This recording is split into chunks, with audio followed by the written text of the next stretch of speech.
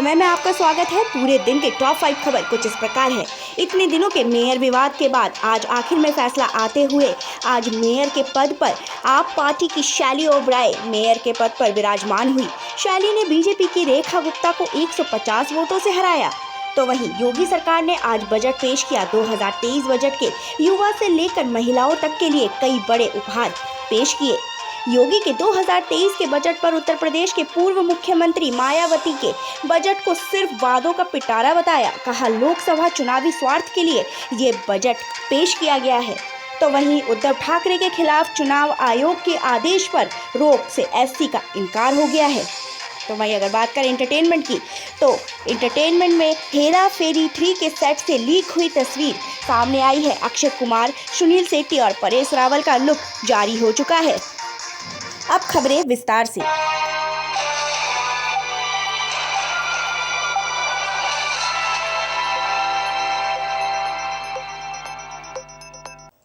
तमाम उठापटक और खींचतान के बाद आखिरकार दिल्ली को अपना नया मेयर मिल ही गया है। आम आदमी पार्टी की नेता शैली ओबराय ने मेयर का चुनाव जीत लिया है। दिल्ली नगर निगम यानी एमसीडी चुनाव के 80 दिन बाद और चौथे प्रयास में हुई वोटिंग में शैली ने भाजपा की रेखा गुप्ता को बेहद कड़े मुकाबले में मात दी। हालांकि भाजपा अंतिम समय तक अपनी जीत को लेकर आश्वस्त नजर आ रही थी। मेयर के बाद अब डिप्टी मेयर और स्टैंडिंग कमेटी के सदस्यों का चुनाव भी होना है। एमसीडी मेयर चुनाव के लिए कुल 266 वोट डाले गए। इनमें से शैली को 150 और भाजपा की रेखा गुप्ता को सिर्फ 116 वोट ही मिले। एमसीडी के कुल 250 में से 241 पार्षदों ने वोट डाले, जबकि कांग्रेस के 9 पार्षदों ने मेयर चुनाव का बहिष्कार ही कर दिया। योगी आदित्यनाथ ने बुधवार को बजट पेश होने के बाद प्रेस कॉन्फ्रेंस में बड़ा ऐलान किया है। उन्होंने होली 2023 से पहले प्रदेशवासियों को तोहफा देते हुए राज्य में फ्री एलपीजी सिलेंडर देने का ऐलान कर दिया। उन्होंने कहा कि हमने बजट में अपने संकल्प पत्र के 132वें वादों में से 110 वादों को पूरा कर दिया है। सीएम योगी ने कहा हम लोग एक नई योजना का विस्तार करने जा रहे हैं और वह है उज्जवल योजना के लाभार्थियों को जो प्रदेश के अंदर करीब 1,74,00,000 है, उन्हें दीपावली और होली पर उज्जवल योजना का एक एलपीजी का सिलेंडर फ्री में उपलब्ध कराने की व्यवस्था करने जा रहे हैं।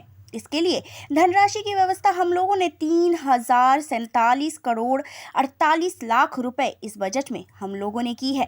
तो वहीं आपको बता दें कि मुख्यमंत्री ने कहा कि देश के सबसे बड़ी आबादी का राज्य यूपी सबका साथ, सबका विकास, सबका विश्वास और सबका प्रयास की दिशा में पेश किया गया। बजट एक निश्चित थीम पर प्रस्तुत किया गया। पहले किसानों को, फिर इंफ्रा और फिर औद्योगिक विकास, फिर महिला सम्मान, उसके बाद कोरोना काल में रोजगार, फिर स्वावलंबता, फिर अंत्योदय और आज का बजट यूपी की पूरी आबादी के विकास की थीम का बजट है। उन्होंने आगे कहा यह बजट आत्मनिर्भर भारत के तर्ज पर आत्मनिर्भरता उत्तर प्रदेश की दिशा में लाया गया बजट है। यह बजट यूपी को देश के सबसे बड़ी अर्थव्यवस्था यानी $1 ट्रिलियन इकोनॉमी की ओर ले जाने वाला अमृतकाल का प्रथम बजट पेश।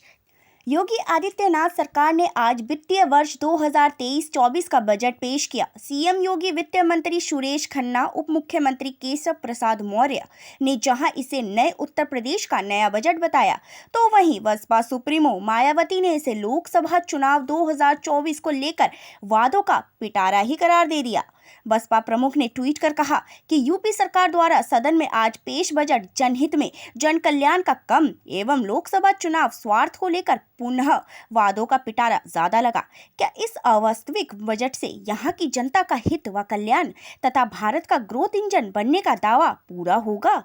कर्ज में डूबी यूपी को भ्रमकारी नई रोजगार युक्त बजट चाहिए। मायावती ने कहा कि यूपी भाजपा सरकार अपनी बहुप्रचारित घोषणाओं, वादों व दावों को ध्यान में रखकर यहाँ महंगाई से त्रस्त लोग 24 करोड़ जनता की गरीबी, बेरोजगारी, अशिक्षा, पिछड़ेपन व अराजकता आदि से उत्पन्न बदहाली को दूर करने हेतु अपनी कथनी एवं करनी में अंतर से जनता के साथ विश्वासघात तो नहीं कर रही।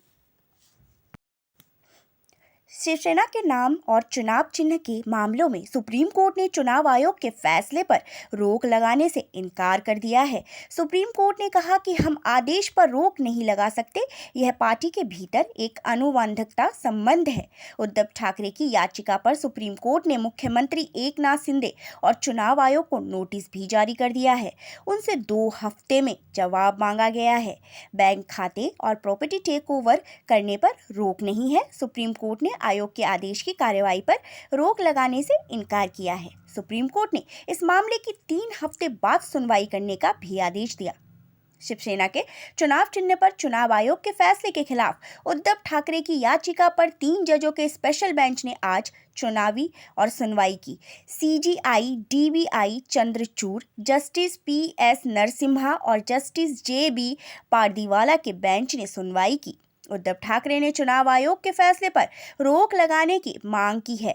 चुनाव आयोग ने फैसला देते हुए शिवसेना पार्टी की मान्यता और 3 कमान का चुनाव चिन्ह एकनाथ शिंदे को दे दिया था।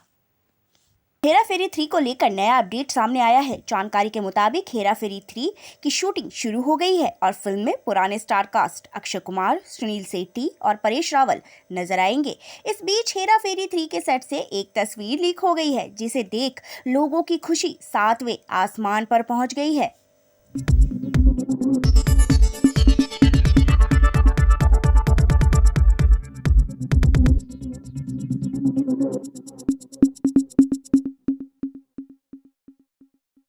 आप देख रहे हैं नित्य समय।